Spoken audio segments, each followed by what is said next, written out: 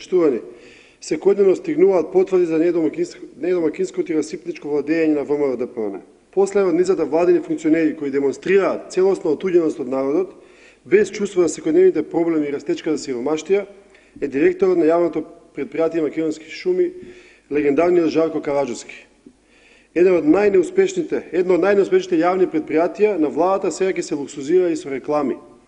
Тој несмасно ја замајува јавноста со масовци и сфемици за што се крие проектот за ребрендирање на предпријатието.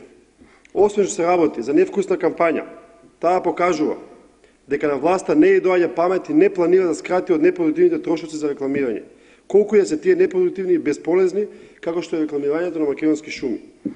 И додека го гледаме Жарко Караџовски како ни објаснува транзицијата на боите и дизајнот на новото лого, како и ефектот на маркетингот во шумите, дури и на оваа пеколна горещина, народот се пребројува како ќе обезбеди огрев за зимата.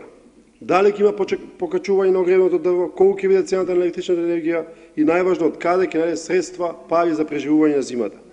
Во време кога сите експерти, домашни и странски, комори и издруженија укажуваат на тоа дека Македонија е во економска криза и рецесија и дека треба се штеди, и тоа најмногу на непродуктивни трошоци, власта ни приведи уште еден целосно непродуктивен трошок за ребрендирање на Македонски шуми.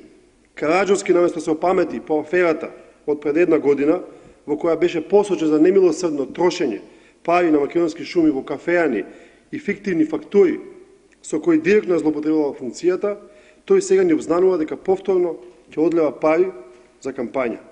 За жал, владата, наместо да покаже чувство за реалност и да се откаже од непродуктивните трошоци, таа го засилува луксузирањето во згрбот на граѓаните.